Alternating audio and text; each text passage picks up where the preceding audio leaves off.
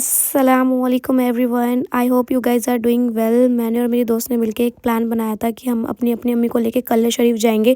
तो घर से हम कैब करके निकल चुके हैं और आनंद विहार टर्मिनल पहुंच चुकी हूँ मैं।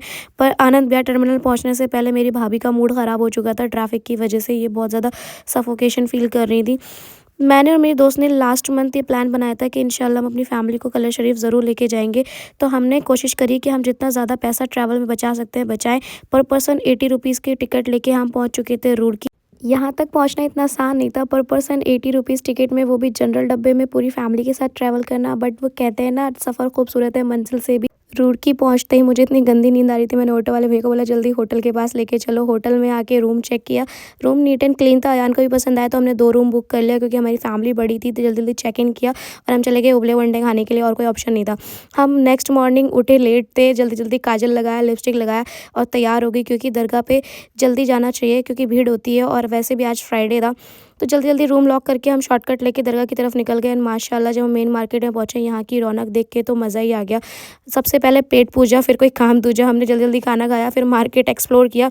यहाँ पे अलग अलग वैरायटीज़ के तस्वीर थे और होम डेकोर के बहुत सारे आइटम थे। और आप यहाँ पे बहुत सारी शॉपिंग कर सकते हो गाइज़। मतलब इतनी ज़्यादा शॉपिंग कर सकते हो ना कि आपको पता ही नहीं चलेगा आप कितने पैसे लेके आए थे। मेन मार्केट एक्सप्लोर करने के बाद हम मेन गेट पे पहुँच चुके थे। कलिया शरीफ उत्तराखंड के रुड़की में है और ये देश की दूसरी सबसे बड़ी दरगाह है। इनका जन्म 21 फरवरी 1196 में हुआ था और ये 16 मार्च 1291 में, यानी 95 ईयर्स में रुड़की में इंतकाल कर गए थे। और इनका फुल नेम अलाउद्दीन अली अहमद साबिर है। इनके पेरेंट्स, इनकी अम्मा का नाम जमीला खातून था, इनके अब्बा का नाम सैयद अब्दुल रहीम था। इनको और भी कई नामों से जाना जाता था, जैसे साबिर पिया, साबिर पाक, चिरागे चिश्ती और आगाज़े हिंद, मखदूम उल आलम। बाबा फ़रीद इनके मामू जान थे। बचपन में इनकी अम्मी ने इन्हें बाबा फ़रीद के पास भेजा था ताकि इन्हें अच्छी तालीम और अच्छी तरबियत मिले। सक्सेसर इनके ख्वाजा शमसुद्दीन तुर्क पानीपत थे। इतने में मेरे अब्बू का वीडियो कॉल आ गया। वीडियो कॉल पे मैंने अब्बू को दरगाह शरीफ का दीदार कराया और अयान मेरी बहुत सारी शिकायतें लगाने लग गया। और मेरे पापा यहाँ पे बताने लगे कि पता है इनका नाम साबिर कैसे पड़ा। मैंने पूछा कैसे, तो इन्होंने बताया कि बाबा फ़रीद ने इन्हें लंगर बांटने की पूरी जिम्मेदारी सौंपी थी, लेकिन इन्होंने 12 साल तक लंगर खाया नहीं, सिर्फ लंगर बांटा। और जब ये बात बाबा फ़रीद को पता चली तो उन्होंने पूछा कि आपने ऐसा क्यों किया। तो इनका जवाब आया कि आपने मुझे बांटने का हुक्म दिया था, खाने का नहीं। इनका सब्र देख करके बाबा फ़रीद ने इनका नाम साबिर रखा। साबिर का मतलब होता है सब्र करने वाला। और गाइज़, आप इनके दरगाह शरीफ में आएंगे तो आप में भी ज़रूर इंशाल्लाह सब्र आ जाएगा। ये जो आपको पेड़ दिख रहा है ना गाइज़, ये गुलर का पेड़ है। यहीं बैठ के इबादत किया करते थे, ऐसा माना जाता है। इस पेड़ में जो भी अर्जी लगाएंगे या जो भी मन्नत आप मांगेंगे वो इंशाल्लाह ज़रूर पूरी होगी।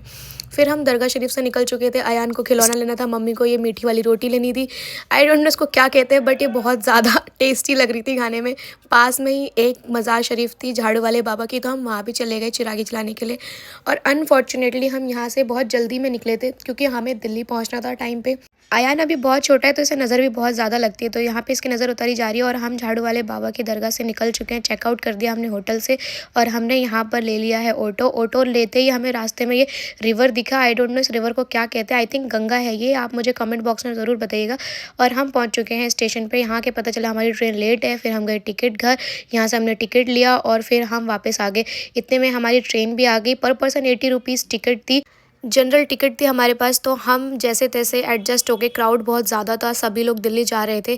फाइनली गाइज हमने 3 घंटे का ट्रैवल किया और हम पहुंच गए दिल्ली। दिल्ली में आते इतना सुकून मिल रहा था। और ये देखो मैं दरगाह से फूल लेके आई थी। हम पहुंच गए थे पुरानी दिल्ली रेलवे स्टेशन और ये देखिए रेलवे का नज़ारा। जल्दी से मैंने कैब बुक करी, फिर हम निकल गए अपने घर की तरफ। और रास्ते में दिखा हमें ये लाल किला, प्यारा सा व्यू। फिर हम पहुँचे घर, पापा को बुलाया, पापा ने लगेज उठाया। और फाइनली गाइज आज का ब्लॉग इतना ही। मिलते हैं अगले ब्लॉग में। और देखो आप मुझसे मिलने कौन आया है टेस्ट